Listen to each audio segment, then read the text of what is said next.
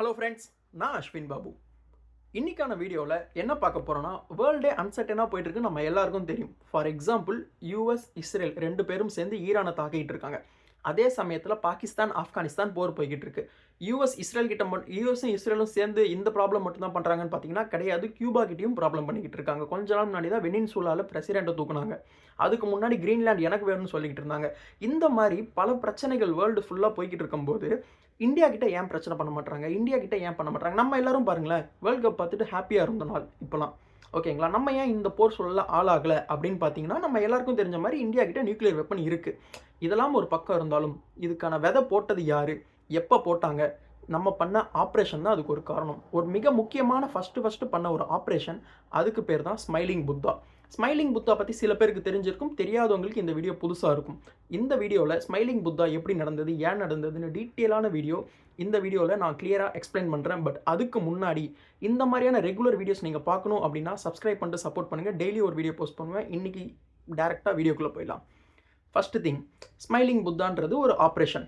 அந்த ஆப்ரேஷனுக்கு பேர் வந்து பார்த்திங்கன்னா ஸ்மைலிங் புத்தான் நம்ம எல்லாரும் வச்சுருக்கோம். இது வந்து ஒரு கோட் வேர்டு மாதிரி நம்ம வச்சுருந்தோம். ஆனால் 1947 நமக்கு இண்டிபெண்டன்ட் கிடைச்சதுக்கப்புறம் நம்ம சுச்சுவேஷன், நம்மளுடைய பொலிட்டிக்கல் சுச்சுவேஷன் எப்படி இருந்ததுன்னு நம்ம எல்லாருக்கும் தெரியும். பட் இந்த மாதிரி சுச்சுவேஷன் அப்போ கோல்டு வார் நடந்துகிட்டு இருந்தது. வேர்ல்டு ஃபுல்லாமே கோல்டு வார் நடந்துகிட்டு இருந்தது. யூஎஸ் ஒரு பக்கமும் சோவியத் யூனியன் ஒரு பக்கமும் ரெண்டு பேரும் பிரிஞ்சு பயங்கரமான நியூக்ளியர் வெப்பன்ஸ் எல்லாமே டெவலப் பண்ண ஆரம்பிச்சிட்டாங்க. சைட் பை சைடு சைனா டெவலப்மெண்ட்டில் இறங்க ஆரம்பிச்சிட்டாங்க, ஆனால் கண்டுபிடிக்கல. யூகே இறங்க ஆரம்பிச்சிட்டாங்க, ஃப்ரான்ஸ், இவங்க எல்லாருமே கண்டுபிடிக்கவும் ஆரம்பிச்சிட்டாங்க. சைனா இறங்க ஆரம்பிக்கும் போதும் நமக்கு ஒரு சின்ன பிரச்சனை சைனா கூட எப்போவுமே இருந்துகிட்டு தான் இருக்குது. அந்த எல்லை பிரச்சனை ஸ்டில் நவ், அப்பையிலேருந்து இப்போ வரைக்கும் அந்த எல்லை ப்ராப்ளம் இருந்துக்கிட்டு தான் இருக்குது.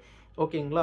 ஸோ அந்த மாதிரி சமயத்தில் நம்ம இந்தியாவில் இருக்க சயின்டிஸ்ட் நிறையா பேர் என்ன பண்ணுறாங்கன்னா, கவர்மெண்ட் கிட்ட நிறைய கோரிக்கைகள் வைக்கிறாங்க. நம்மளும் சயின்ஸ் அண்ட் டெக்னாலஜியில் பயங்கரமாக டெவலப் ஆகணும், இல்லைனா ஒன்றுமே பண்ண முடியாது, ஜியோ பொலிட்டிக்கல் டென்ஷன் பயங்கரமாக அதிகமாகவும் நம்ம இந்தியாவால் க்ரோ ஆக முடியாதுன்னு சொல்லிட்டு அதுக்கு முக்கியமான காரணமாக இருந்த ஒரு நபர் தான் அவர் தான் பார்த்தீங்கன்னா ஹோமி ஜே பாபா.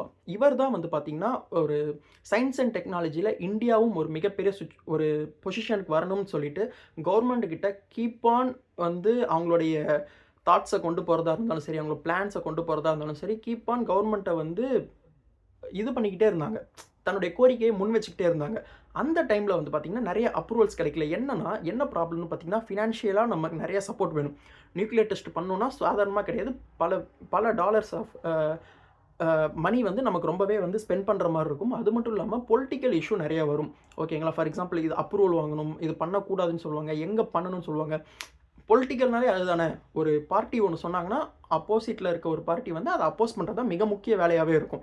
ஸோ இப்போ வரைக்கும் அந்த மாதிரி தான் போயிட்டுருக்கு. அந்த மாதிரி டென்ஷன்லாம் இருக்கக்கூடாதுன்னு சொல்லிட்டு இவர் என்ன பண்ணுறாருன்னா, இந்த மாதிரி பண்ணணும், சயின்ஸ் அண்ட் டெக்னாலஜியில் இந்தியாவும் பயங்கரமாக வளரணும் அப்படின்னு சொல்லிட்டு அந்த சமயத்தில் 1974 செய்யப்பட்ட மே மாதம் செய்யப்பட்ட ஒரு ஆப்ரேஷன் பேர் தான் ஸ்மைலிங் புத்தா.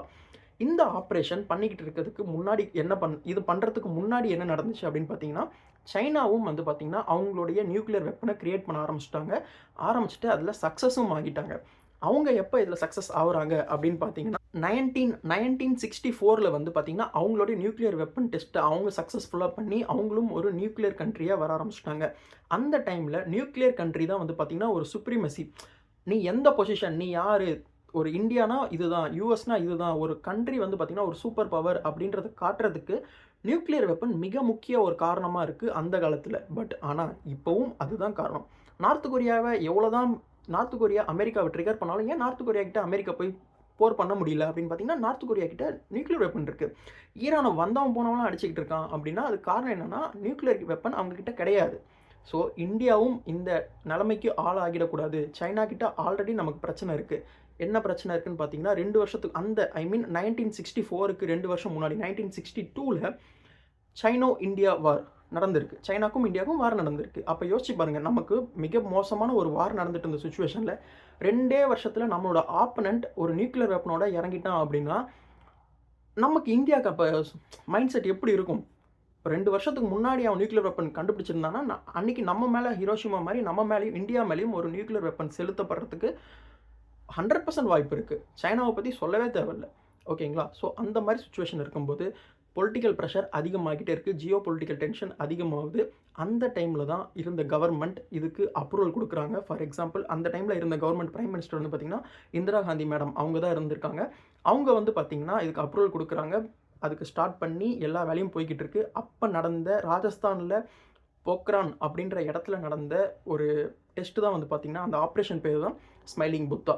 ஸ்மைலிங் புத்தான்ற ஒரு ஆப்ரேஷன் பண்ணுறதுக்கு அதுக்கு ஏன் ஸ்மைலிங் புத்தான்னு பேர் வச்சாங்கன்னு பார்த்தீங்கன்னா, அந்த டைமில் வந்து பார்த்திங்கன்னா, ஒரு கௌதம புத்தர் அவருடைய பர்த்டே வந்தது.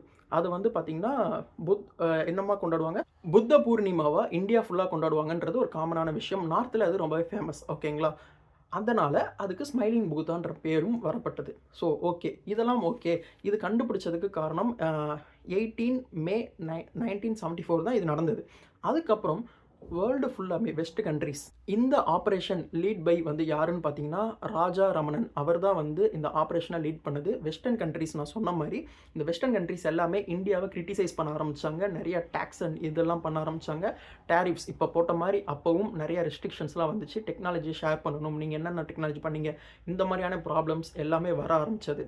பட் என்ன தான் வந்தாலும் நம்ம அதுக்கப்புறம் வந்து பார்த்திங்கன்னா, ஒரு ஹெட் அஹெடாக நம்மளும் வந்து இந்தியாவும் வந்து நியூக்ளியர் வெப்பன் கண்ட்ரியாக உருவாக ஆரம்பித்தோம்.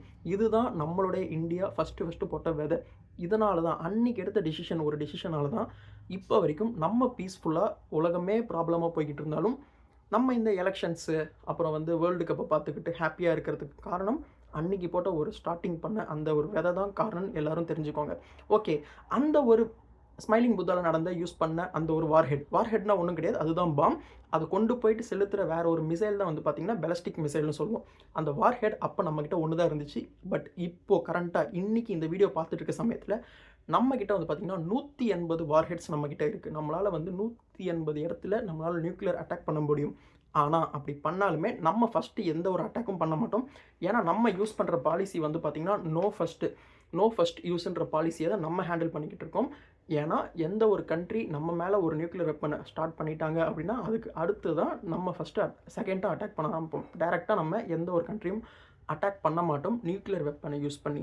இது வந்து நம்ம பாலிசியில் ஒன்றுன்றதை நல்லா தெரிஞ்சுக்கோங்க. ஓகேங்களா? ஓகேப்பா, இது மாதிரி நடந்திருக்கு. நான் ஆல்ரெடி சொன்ன மாதிரி டெசர்ட்டில் வந்து இது அண்டர் கிரவுண்டில் தான் வச்சு, அந்த டெசர்ட்லேயும் அண்டர் கிரவுண்டில் வச்சு தான் இந்த ரிசர்ச் பண்ணியிருக்காங்க. இப்படி பண்ணும்போது அது எந்த அளவுக்கு பவர்ஃபுல் அப்படின்னு கேட்டிங்கன்னா, இது வந்து பார்த்திங்கன்னா 8 கிலோடன் அளவுக்கு பவர்ஃபுல்லானது. half the பவர் ஆஃப் ஹிரோஷிமாவில் நடந்ததுக்கு அப்படியே பாதிக்கு பாதி ஒரு பவர்ஃபுல்லான ஒரு நியூக்ளியர் ரியாக்டர் தான் நம்மக்கிட்ட பண்ணி அன்னைக்கு சக்ஸஸ்ஃபுல்லாக பண்ணதுக்கு காரணம். ஓகேங்களா? ஸோ இதுதான் இந்த வீடியோவில் நான் இதை தான் சொல்லணும்னு ஆசைப்பட்டேன். பட் இதுக்கப்புறம் தான் வந்து பார்த்திங்கன்னா அப்துல் கலாம் வராரு. அவருடைய ரிசர்ச் எல்லாமே அதுக்கப்புறம் தான் நடக்குது. அவர் இது பண்ணது தான் வந்து பார்த்திங்கன்னா அக்னி, இந்த மாதிரி பேலஸ்டிக் மிசைல்லாம் அவரும் நிறைய கான்ட்ரிபியூட் பண்ணியிருக்காரு. பட் ஆனால் அவருக்கும் முன்னாடி இப்போ நிறைய பேர் அப்துல் கலாமால் தான் இது அப்படின்னு பேசிக்கிட்டு இருக்காங்க. நான் அப்துல் கலாமை கொஞ்சம் கூட குறைச்சி மதிப்பிடல. அவர் நமக்கு பண்ண ஒரு கான்ட்ரிபியூஷன் ரொம்பவே அதிகம். பட் அதுக்கு முன்னாடி இது மாதிரி சில சயின்டிஸ்ட்டும் இருந்திருக்காங்க. இது மாதிரியான சுச்சுவேஷன்ஸும் நடந்திருக்குன்றதை எல்லாருக்கும் தெரியப்படுத்தணும்னு சொல்லிட்டு தான் இந்த வீடியோவில் நான் எக்ஸ்பிளைன் பண்ணியிருக்கேன். ஓகே, இந்த வீடியோவில் நீங்கள் எதாவது புதுசாக தெரிஞ்சுக்கிட்டீங்க, பிடிச்சிருக்கு அப்படின்னா கமெண்ட் பண்ணுங்கள், நானும் தெரிஞ்சுக்கிறேன். லைக் பண்ணுங்கள், ஷேர் பண்ணுங்கள், சப்ஸ்கிரைப் பண்ணுங்கள். நெக்ஸ்ட் வீடியோவில் பார்ப்போம். தேங்க்யூ, பாய்.